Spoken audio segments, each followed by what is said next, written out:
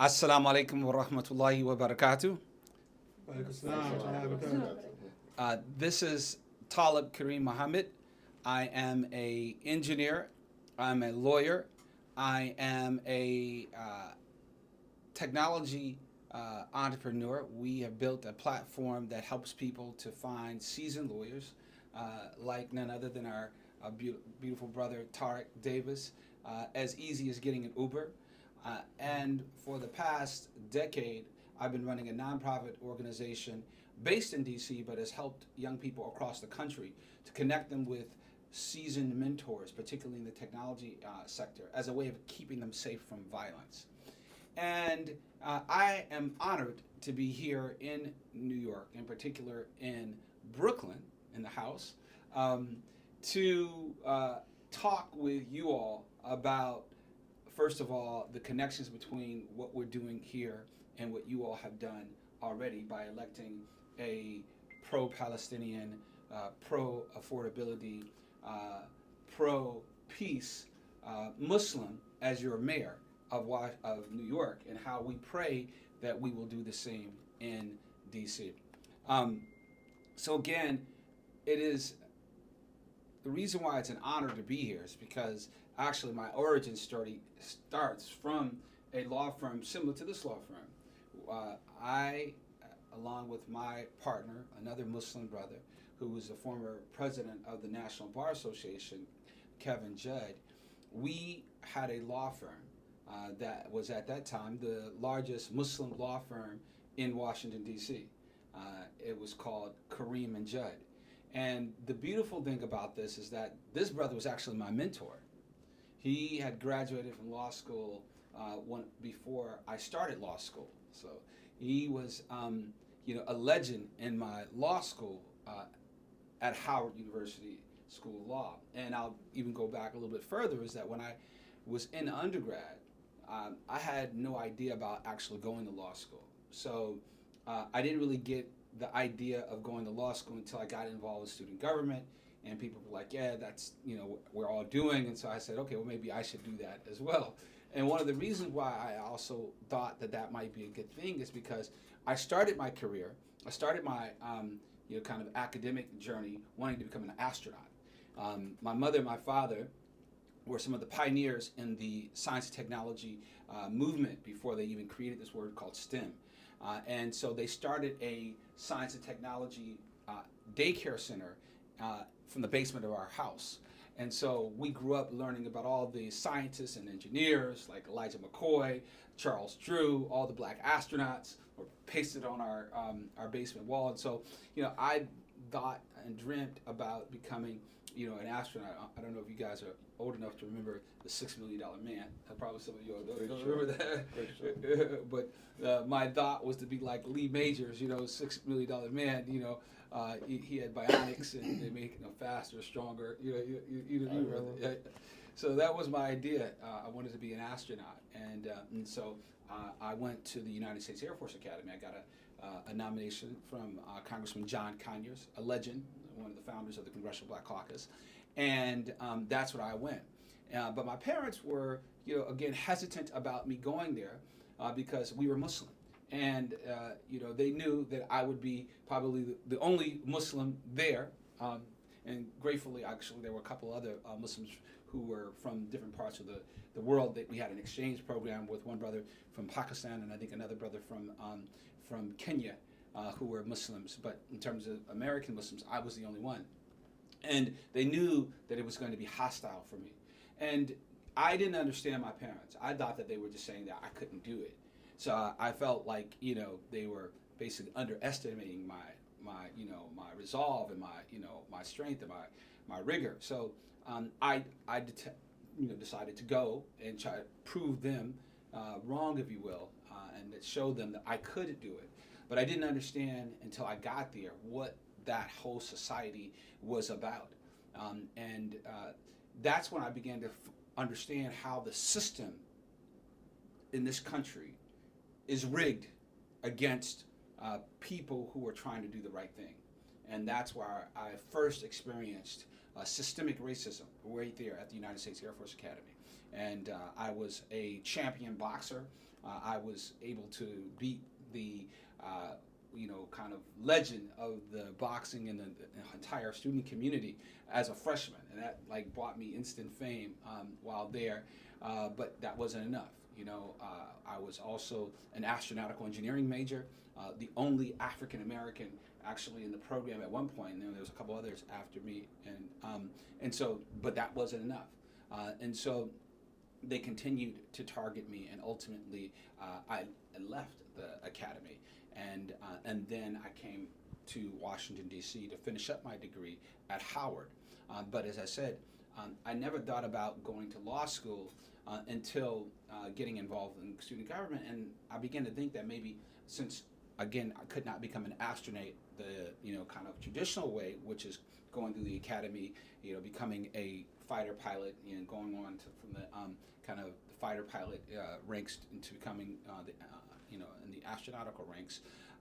I thought that maybe I could do what I had seen a television show was portraying a company that was built based on kind of collecting and recycling junk in space. I thought that might be my pathway to becoming an astronaut. Kind of ideas like what Elon Musk, is doing basically, right? So even before Elon Musk was around, I was thinking about maybe having a business in space. And so in order to do that, I thought the best way for me to do that, and also to prevent my family from going through the type of racism and discrimination that I experienced at the Air Force Academy, was to become a lawyer. And so I embarked upon that and went to law school after graduating from Howard University and getting a mechanical engineering degree. I worked for Ford Motor Company for a bit, and then went on to law school. And my siblings also came to Howard, went through the engineering program, and then two of them also followed me to the law school.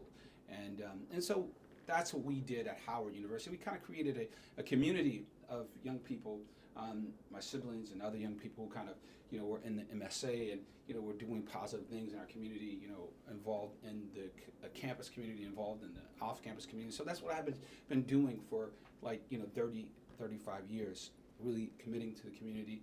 And before going to Howard Law, I actually wanted to come here to New York and go to law school. So this is before the internet was ubiquitous, but I literally remember in the winter of 1991 coming here to New York and depositing my applications for law school at all the major law schools, the New York School of Law, CUNY Law School, the Columbia Law School, and just the idea of coming to New York, And sadly, I didn't get accepted to any of the schools in New York. I think I was waitlisted in New York Law School, but Howard accepted me, and we really enjoyed that experience. And some of my actually classmates and schoolmates went on to become mayors. We had my classmate, my section mate, was the mayor of Atlanta, and then one of young guys behind me actually became the mayor of Washington, D.C. In his late 30s, early 40s. So, my idea, though, was to continue my pathway in the technology space. I started right after law school going to work with the Federal Communications Commission as a telecom and technology lawyer. And then from there, I joined private practice with my colleague, as I mentioned to you, and we built this firm called Kareem and Judd. And, that was right before 9/11. But my vision was to basically kind of build this space company ultimately. So, the technology and telecommunications law, those were the pathways that I embarked upon. But during 9/11, I was about, 30 years old or so, 31 years old, and I was amongst a few Muslim lawyers in the country, not just in civil rights, but in any practice. There was probably at that time, have at least those I knew, about maybe a dozen, 2 dozen at most that we knew of. And so we decided that it was incumbent upon us to get involved with civil rights because it was an onslaught, especially here in New York.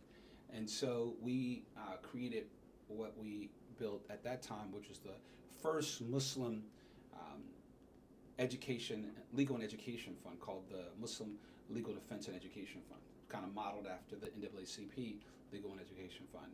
And we advocated and we challenged Dershowitz, for example. We filed a petition to have him disbarred, Alan Dershowitz, in Massachusetts, and we made some headway for that time. But these are some of the things that we started doing, and I wanted to relate that to you again, because that was when we had our law firm.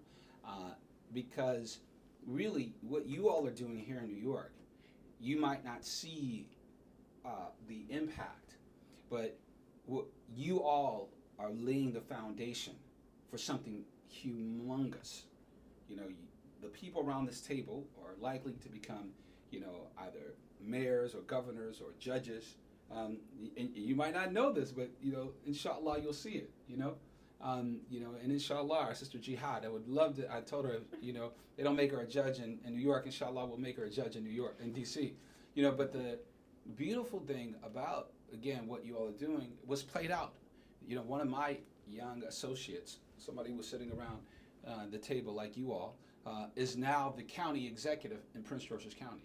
County executive is like the mayor, and Prince George's County is one of the largest counties in the country now, But she was a young associate of ours, sitting around the table just like you. And there are other examples of people who've kind of gone on from our ranks to do some great things. And so may Allah bless you all to have that same trajectory. People don't understand, again, the idea of the institution that you all are building, and the impact that you are making on people's lives that you are able to help. And even the people who you don't help, but people who hear about you, who can get inspired by what you all are doing. So may Allah fortify you all. I know how difficult it is to kind of keep things going, year after year after year, especially the home front, and my home front suffered, because I was in the office, late night and, not really paying attention to, my obligations as I should have in terms of my wife and my children. But I pray that you all are able to, kind of battle through and have sabr to, make sure that your families understand the value of what you all are doing. And may Allah reward you all as a result of the sacrifices you are making. So with that, I also want to connect the dots to, the last election. So 2 years ago, or last year rather, not even 2 years ago, but last year, in fact, I'll take it 2 years ago. So 2 years ago, again, I mentioned to you that I run a nonprofit organization that's been working and helping hundreds of young people to kind of stay safe from violence by getting them involved with mentoring relationships. And so we were asked by the council of the District of Columbia, particularly the chairman, to come and get money so we could scale our program, because he saw the value of the Muslim community. He saw particularly the discipline that the Muslims, particularly Muslim men, conveyed, particularly to our children. And so he saw the value and the ability to help some of the children in D.C. In D.C., 70% of our particularly African-American children in D.C. public schools have no fathers in the home. 70%. Now, we all know that it takes a village to raise a successful child. Not just two, but a whole village. But in D.C., there's a philosophy that has been promoted that men, particularly black men, are not needed. They're not needed at all in the homes. And as a result, our children have been basically raised to not have any discipline, because a mother is, only able, and one parent, be it mother or father, but particularly a mother, who's trying to raise boys. It's so difficult to raise children anyway, but you don't have another person watching your back. Recently, a mother whose son went to my son's high school, which was one of the better high schools, was killed. And he was killed, as we've come to understand, as a result of some issues that happened because she was at work and, told him not to do something. He went ahead and did it behind her back. And that led possibly to what happened. And that's what happens when you only have one person watching the flock. You can only have certain, especially when you have to work 2-3 jobs because there's only one person bringing in the money. But this is what is being promoted in DC, that you don't need a man in the home. And that has contributed to where we are today. And the boys who killed the other boy are now walking around in the school because everybody knows who shot him. I spoke to some 10th graders at a bookstore, and they told me it was one of their classmates. So if a 10th grader knows who killed the boy who was the captain of the football team, why isn't the police? Why is it the police don't know? Or why is the police not arresting him? The police actually do know because the mother told the police who shot her son, and yet they have not arrested him because in D.C. it's difficult to prosecute children. Children get away with murder in D.C. And this is what we must fix. The people who are running against me, who have been operating the D.C. government, one for 16 years and others for 6 years, are part of the political elite who really, their record shows they don't care about D.C. They don't care about the fact that children are getting away with murder. They don't care about the fact that D.C. spends more than any other state except one in terms of education. Yet our math scores at the bottom, our reading scores at the bottom, our science scores at the bottom, and our truancy scores are at the very top. They don't care about the fact that D.C. is the most unaffordable place in the country except one state. Guess what state that is? Not this one. Not even New York. California. Not California. Florida. Hawaii. That's right. Hawaii's Hawaii. The only state, and D.C. isn't a state. Think about that, right? And lastly, D.C. is the only place in the country where slavery is legal for everybody, not just the people who are in prison. Do you all know why? It's because D.C. has a system set up by the Constitution where the people of D.C. have to pay federal taxes, but yet we have no say-so over how those federal taxes are spent.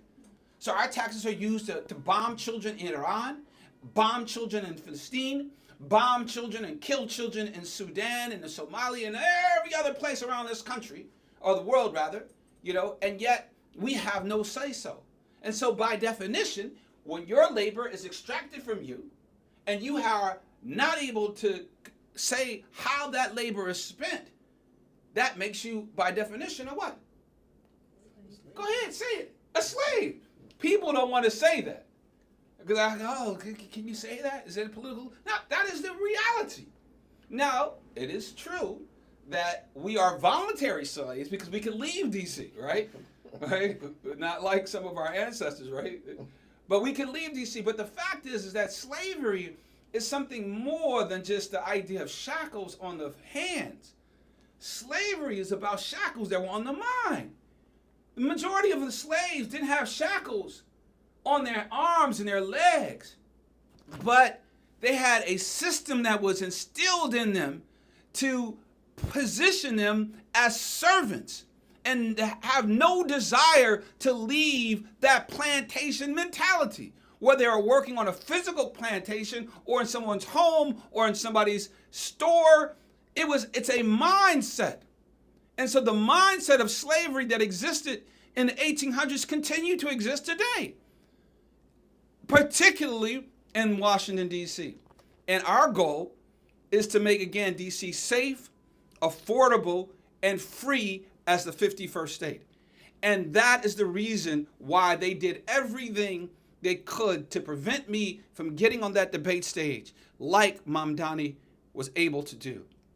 This, again, as I said, 2 years ago, the story starts because for 2 years, we came before the D.C. Council, including these people who are running against me, who are the puppets of the billionaires, Janice George and Kenya McDuffie. And we asked them for money for our after-school program.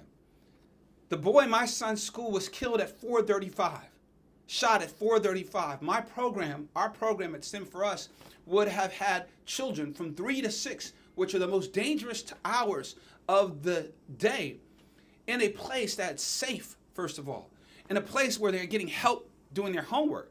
Because those of you all who are educators, and I'm a teacher myself, know that homework is the number one determinant about a child is going to be disruptive in class the next day or engaged. They would have gotten their homework done and given them a good meal and made sure that they were deposited back to their home safe. In D.C., you don't have any school busing.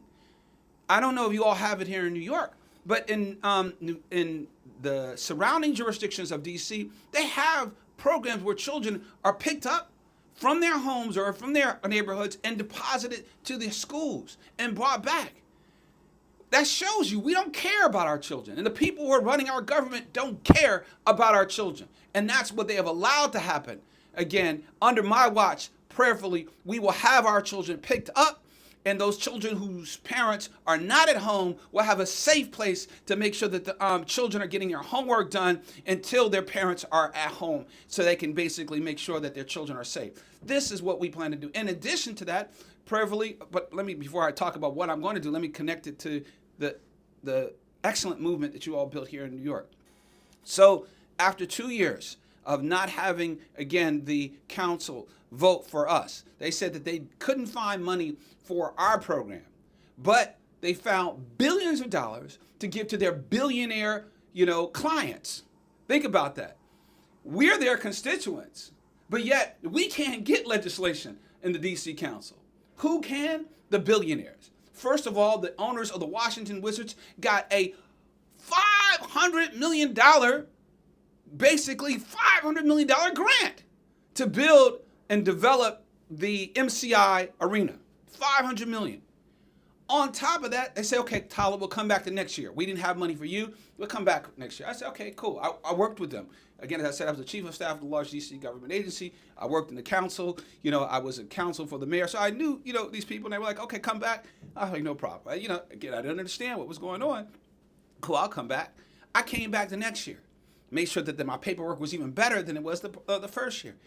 And this year, again, it came down again to the vote, and they said, oh, man, I'm sorry, we couldn't fund you again. But yet they found not $500 million this time, not $1 billion this time, but $1.5 billion to give to some other billionaires who own the Washington Commanders. And not just that, but also 200 acres of land for practically free, less than $1 per year. Think about that. $1 per year. What? What kind of deal? You all are property lawyers. Have you ever heard anything like that? It's insane. But this is what goes on in D.C. every single day. And yet they expect the people, particularly in those communities that are affected, like Ward 7, which is the community around where the RFK Stadium, property now is that's being developed. All that property's values are going up. But yet the people who own those properties and the people who are on that council who voted for that, like Janice George and Kenya McDuffie, know that the people in those homes are on fixed incomes. So what does that mean? The property values go up. What else goes up? The property taxes. The property taxes go up. If you're on a fixed income, do you have extra $1,000, $10,000 to pay? Huh? So what happens? You lose your property. You may even become homeless.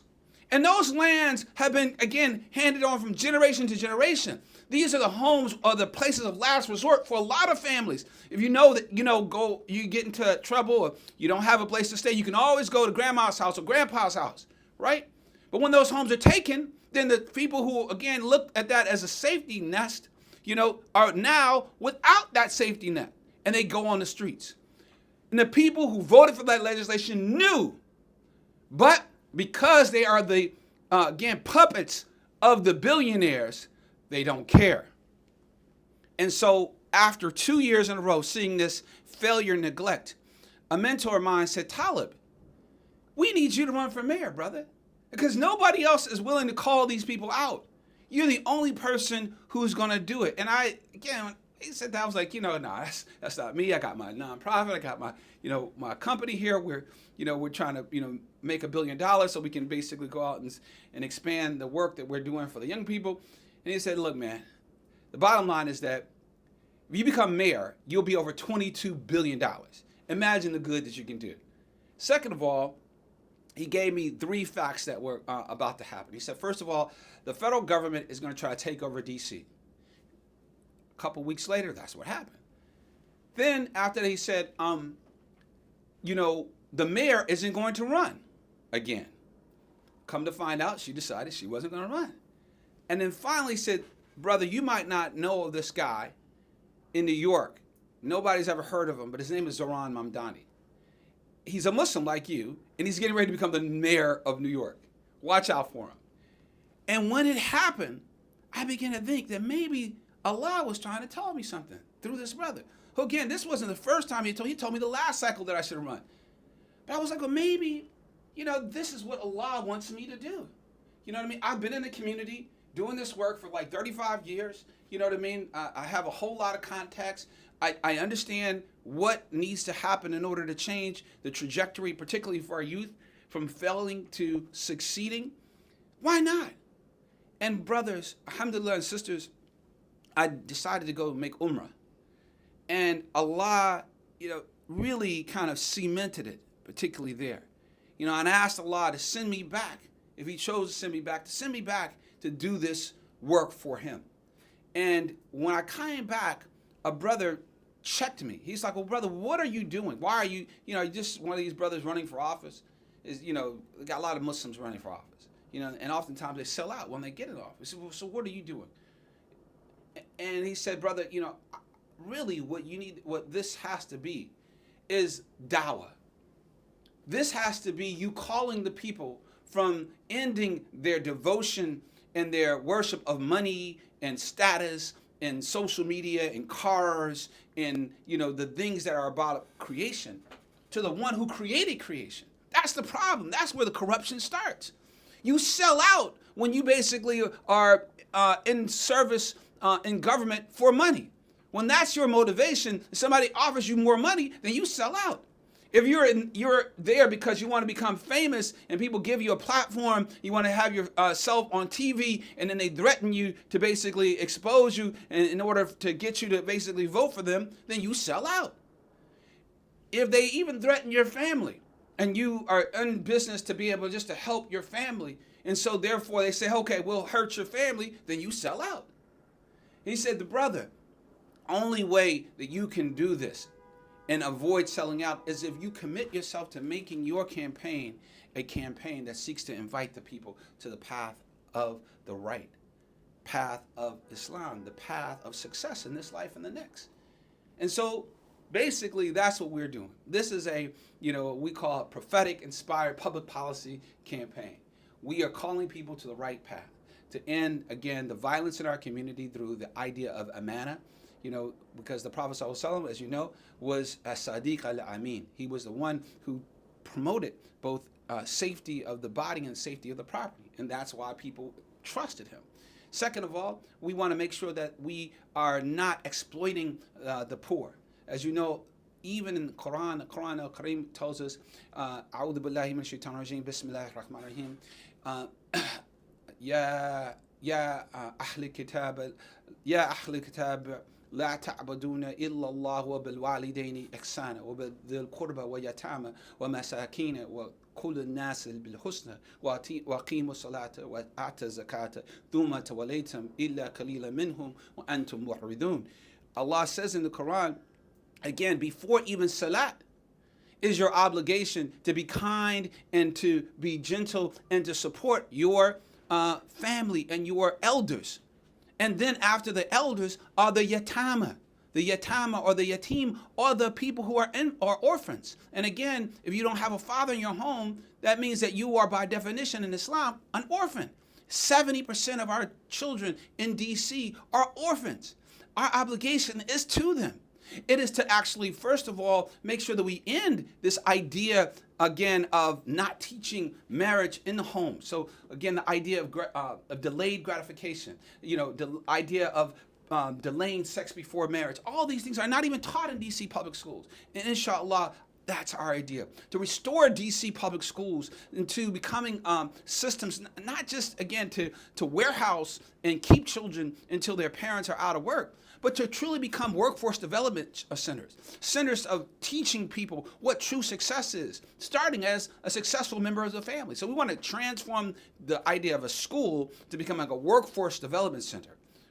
family-centered workforce development center and training academy, every one of them. Second of all, we want to make sure that we are providing incentives for families to stay together through what we call a universal basic income app that will provide parents with up to $2,000 a month in order to kind of get them, first of all, married and keep them married and get them coaching. And so the more of these types of services you get, the more money, again, that you're able to achieve. Second of all, we want to create this idea of universal rent control. That means that you have the ability to have not only a nice, modern or a nice, older apartment, which is where the case is right now. Older apartments in D.C. are under rent control, but prayerfully under our administration, we'll have both the modern apartments as well as the older apartments, all basically under rent control, where they can only increase the rent to a certain rate, which will bring down the cost of living. Right now in D.C., and I know I can't complain with you all in New York, but in D.C., you can only find basically an efficiency in a really bad neighborhood for $2,000 a month. I'm sure in New York, you guys is worse, but that's one of the things that we can bring down. Second of all, we can end this idea of property tax sales, Property tax sales, particularly on the poor, allow people who are investors to come and take up all these properties once people have a $10,000 lien on their home. So they might have a property that's worth $100,000 or even $1 million, right? But because you have a $10,000 tax bill that you can't pay because you're on a fixed income, your property is taken from you. We want to have what we call a land bank, where the government will basically take the note or take the lien, basically finance that, and then once the property is sold to, again, non-family member, then the government will get its money back. Third of all, we want to make sure that we cap the taxes on our seniors. So your property won't continue to appreciate, but it won't actually basically increase in taxes for anybody over 60 years old. So you'll be able to really get a capital gains, and it'll be a thank you for you being a pillar of our community. Finally, we want to invest no less than $500 million in order to make D.C. a state. D.C., as I said, the only place that is a plantation.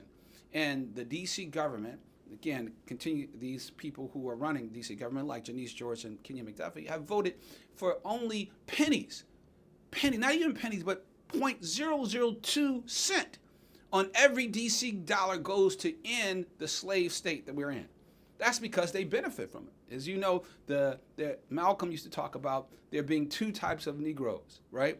You all know that? Malcolm X, what were the two types? Yeah? Huh? Go ahead, come on. Go ahead, sister. Go ahead. Go ahead. House and field. That's right. There were two types of servants.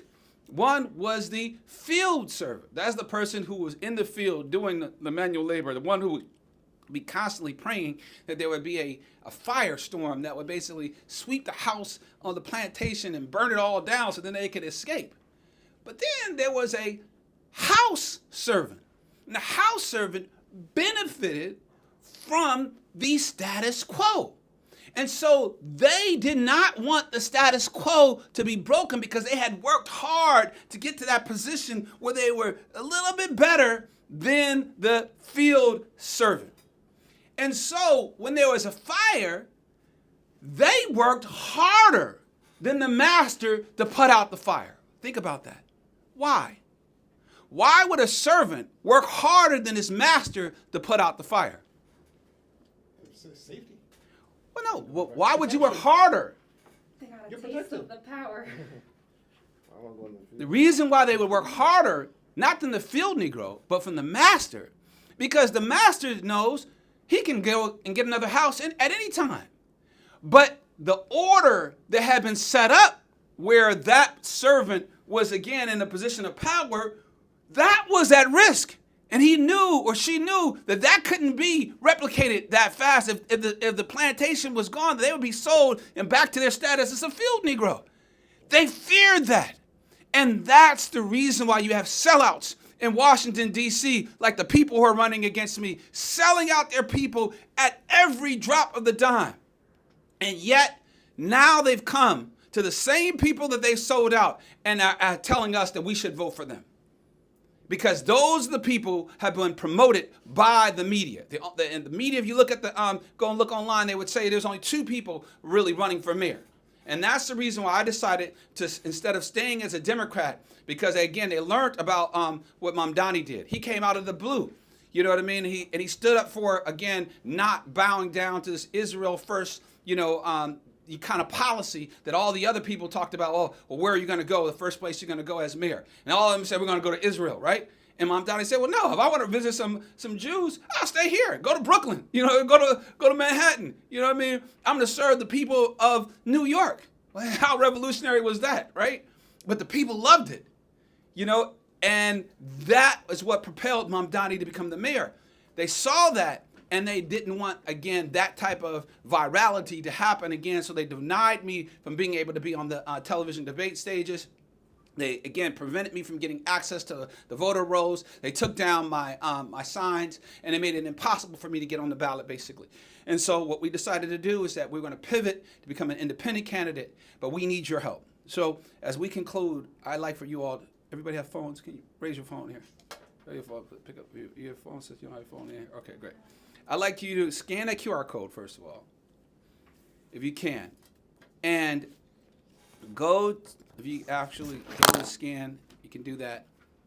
And go to the donate box. If you can go to Talib, TALIBFORDC.com. Make a contribution even of $30, $40, $50, $100, $200 is the most you can give. Every dollar you give helps me to target the DCU voters right now. Even though I'm not on this ballot, that's still something that you can do. You can actually donate.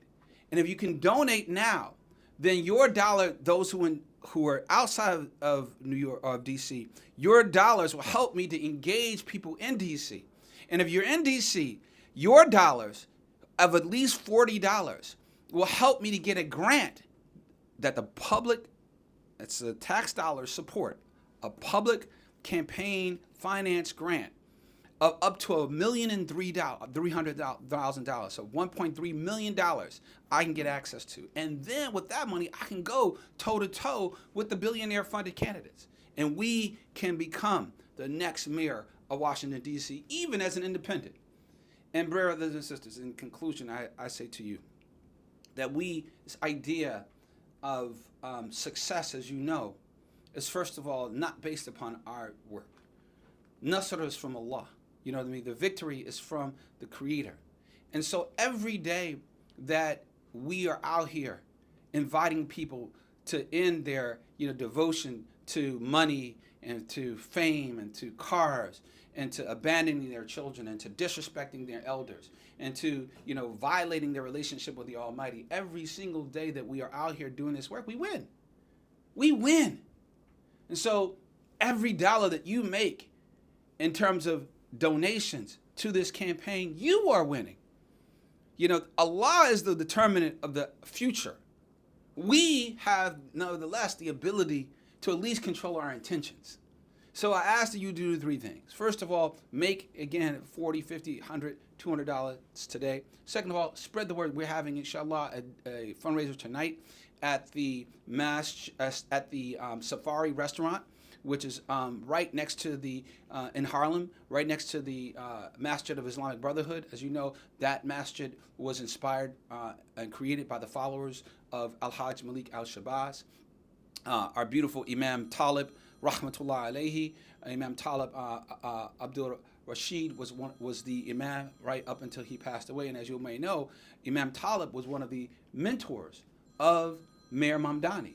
And in fact, a year ago, when I told him that I was going to run for mayor, he told me, brother, I want to have you come up here in October, right after the election. I want you to come up to New York, and I'm going to pull you together with Mamdani, and we're going to talk about how we're going to repeat what we did here in New York.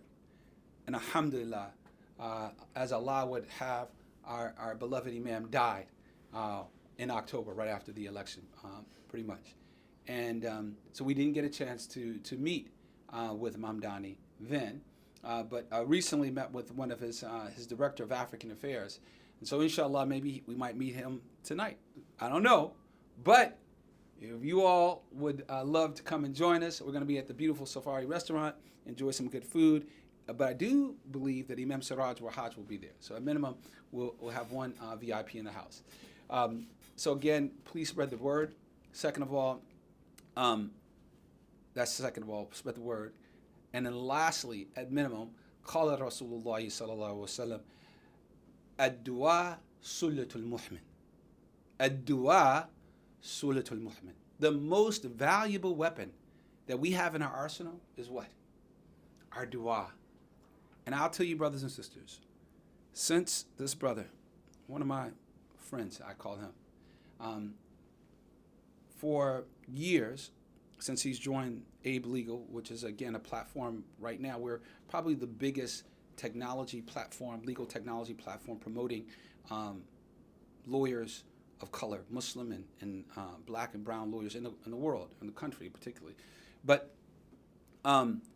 since he joined our platform, we start our day, every day, making dua for the brothers and sisters on our platform, and particularly our brother Tariq and you all. I never met you all, you know what I mean? But because I know that he is not working by himself, we make dua not for just him, but his ahlihi wa isharatihi, you know what I mean? The people who work with him, aqrabinihi, the people who are close to him. And so you all have been in my dua every single day. So I ask you all to return the favor. Keep us in your dua. Keep the people of the DC in your dua. May Allah bless us to make DC safer, make DC more affordable, and finally make DC free as a 51st state. This is your brother, Talib Kareem Muhammad, and I thank you for giving me the time, and I'll be open to answer any questions you might have. Can you stop that? You can, or we can answer questions. Anybody have any questions? Nope? Okay. Assalamu alaikum. Alhamdulillah.